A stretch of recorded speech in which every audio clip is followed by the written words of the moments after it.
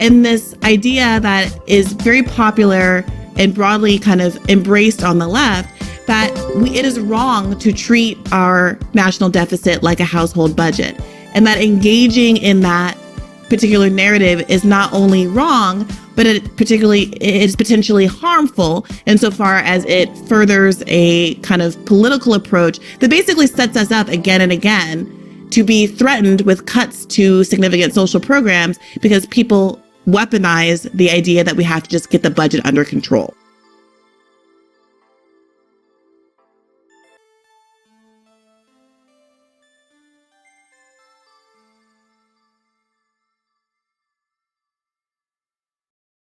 So first, since this is the first time we've really gotten into MMT on this particular podcast, maybe we should start with an orientation of what that is before we get into the specific discourse around the fiscal cliff, as it were.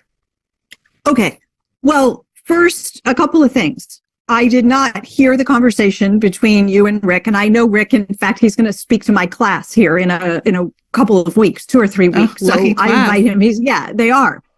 So I know him and I like him a great deal. I didn't hear the conversation, but maybe like you, I did hear from people who did hear the conversation. And, I think that for all that Rick does really well, I think this lane is not where his strength lies, let's say. And so I hope that, you might be able to tell me some of the things that he said that maybe I can correct from an MMT perspective.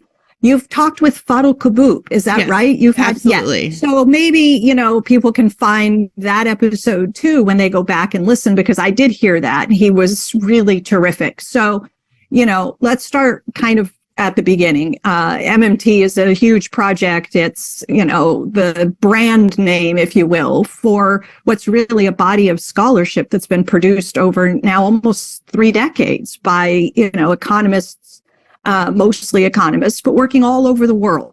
So it's a big project. It's a lot to wrap your arms around. I'm not going to be able to do all of it with you in just a short time, but just to get to sort of the basics. You got there in your opening when you said we shouldn't think of the federal government's budget the way we think of our own personal household budget.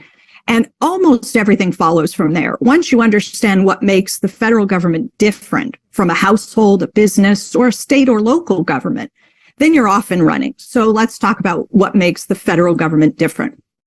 And it's basically the distinction between being the issuer of the currency, which the federal government is, and being the user of the currency, which you and I are, and businesses are, and cities and states are. So think about what happened when COVID hit us in March of 2020, right? We were worried that tens of millions of people were going to lose their jobs. We were worried about businesses and entire industries going under. We were worried that states weren't going to be able to maintain essential services, health, and transportation and all the rest of it. Everybody needed money. And where did we turn? Well, to Congress and to the U.S. Treasury. Why? Because that's where the money comes from. And so with little hesitation, Congress knocked out that first fiscal package. Remember the CARES Act? That was $2.2 trillion. Congress didn't have to go around hat in hand and collect money from taxpayers and go to China or anything like that, right? Because the federal government has something the rest of us don't have. Congress has the power of the purse. It can, in a sense, spend money it does not have. It can commit to spending trillions, and it didn't stop with 2.2 trillion. It came back and did 900 billion in December of 2020. It came back and did 1.9 trillion in March of 2021. That's $5 trillion in 12 months' time, saving households and businesses and entire industries like the airlines, helping state and local governments. So the rest of us were in a real pickle, and only Congress, by virtue of the fact that it has this thing the rest of us don't have, which is the ability to create and issue our currency, to in a sense, spend money it doesn't have. If we could all do that, we wouldn't have needed those stimulus checks. We wouldn't have needed, unemployed wouldn't have needed that extra $600 a week, right? State, look, we would have just made the money up ourselves, but we can't do that. And so MMT starts with that recognition. And then from there, lots of things follow about what we get wrong about deficits and debt and everything else.